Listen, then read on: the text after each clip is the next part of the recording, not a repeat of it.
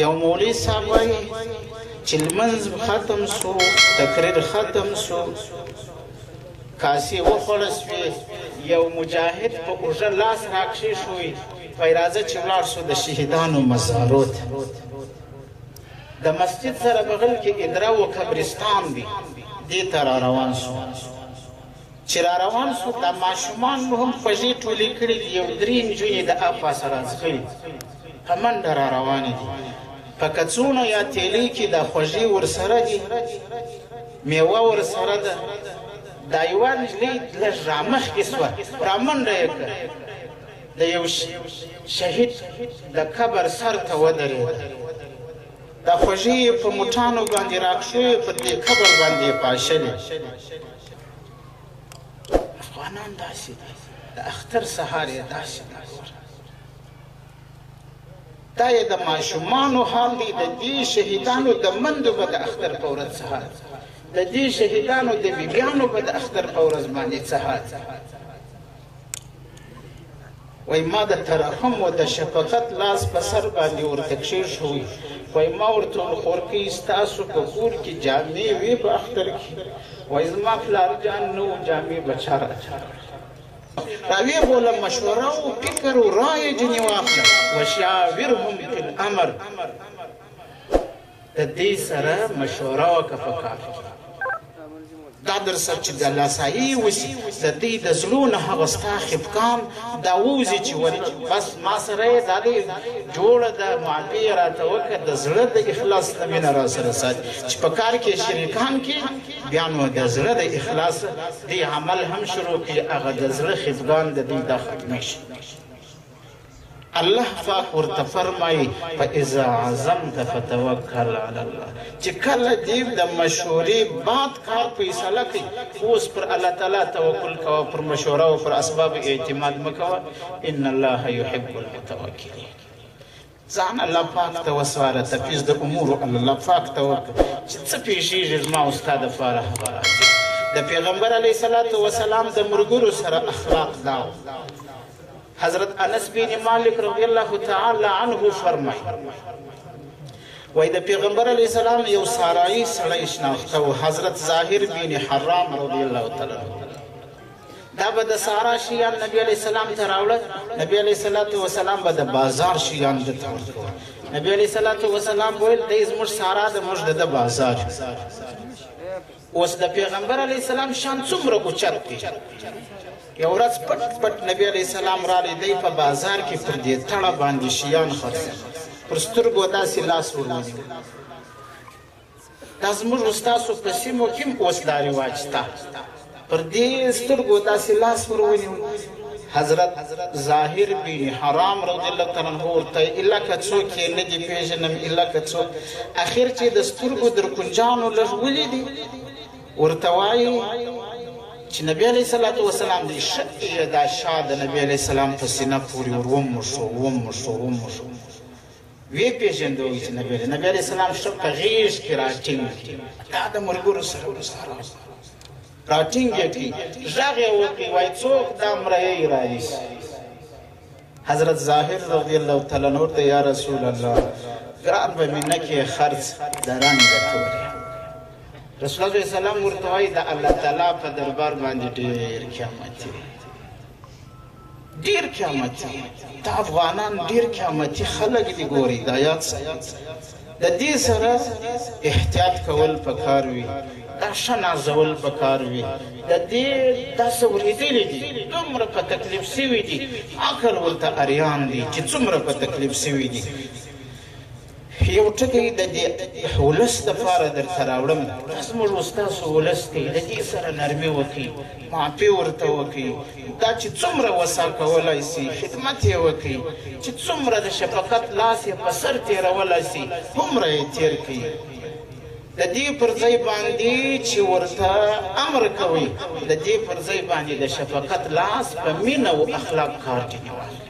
داسې ځورېدلی ولس دی د لوی اختر سهار دی زموږ ستاسو د سیمې رواج دا دی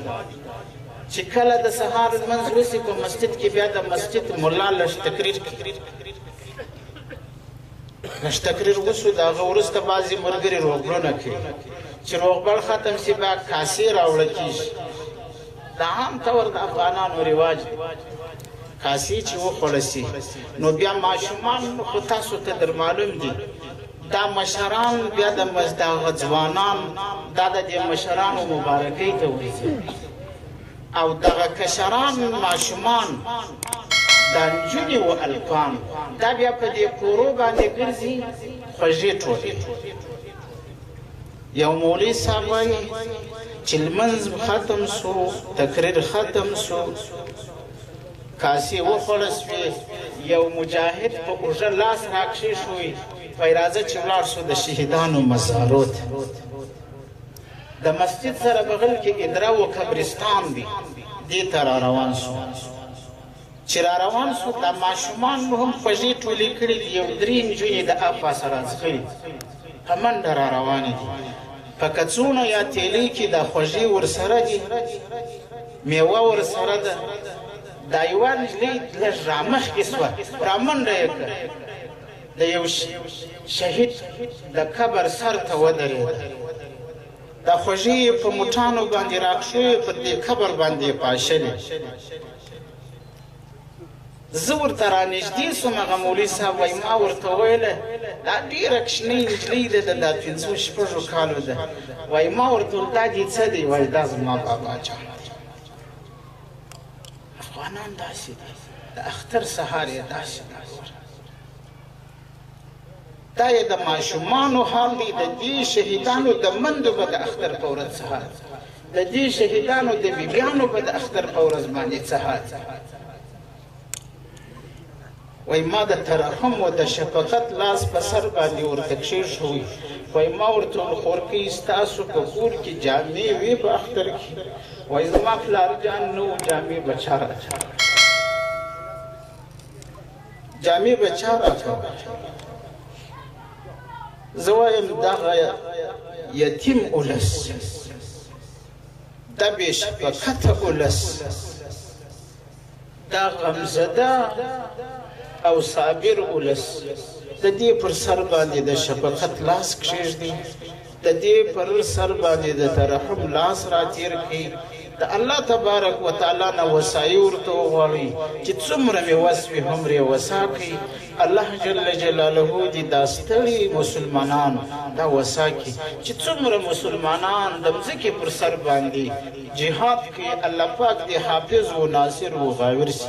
الله پاک دې د دې د امداد دپاره فرشتې راوغواړي الله رب العزت دې داسې وسا کړي لکه زموږ دغه غریب افغانستان دا چې یې وسا کړي دا د هغه اشغال نه د هغه شپو د چاپو نه د هغه بربریت و وحشت نه د هغه بمونو نه چې پر دوی به اورېدل د دې نه یې خلاص کړي مسلمانانو د دې نظام شکریه وایاست د دې خپلو مشرانو قدرداني وکړئ د دې خپلو علماو قدرداني وکړئ د دې خپل نظام شکریه که مې د دې اسلامي نظام شکریه وویل الله پاک به مضبوط کړي الله تعالی به برقرار دائم و قائم ولري الله تعالی به نور رازیات کړي دا نعمت که خدای نه کردار ناشکري وسوه کفران وسو په دې نظام پسې اسلامي نظام پسې خبرې مه کوئ دې صفت مه وایاست دغه شخص معین کوي چې په چا کې هغه د شریعت نقصان پکښې کې وي هغه شخص یادوي نظام مه یادوي مجموع اسلامي نظام دا په ډېرو سترو قربانۍ په ډېرو مظلومو وینو باندې راغلی دی الله پاک دې هغه مظلومو وینو ته وګوري الله تعالی دې دائم و قائم ولري الله تعالی دې همیشه ولري الله تعالی دې دا نظام زموږ نه بیا نه اخلي په اخر کې دې فاضلانو ته د دې استادانو ته د دې قریبانو ته مبارکي وایم دې مدرسې ته مبارکي وایم دې سیمې ته دې ټول ولس ته مبارکي وایم الله پاک دې د دې دغه دستار فضیلت مبارک کړي الله جل جلاله دې ستر ستر علما دې جوړ کړي الله پاک دې د دې علم نافع وګرځي. الله جل جلاله دې دا جلسه ټولو ته په دې جلسه کې چې راغلي څونه خلک دي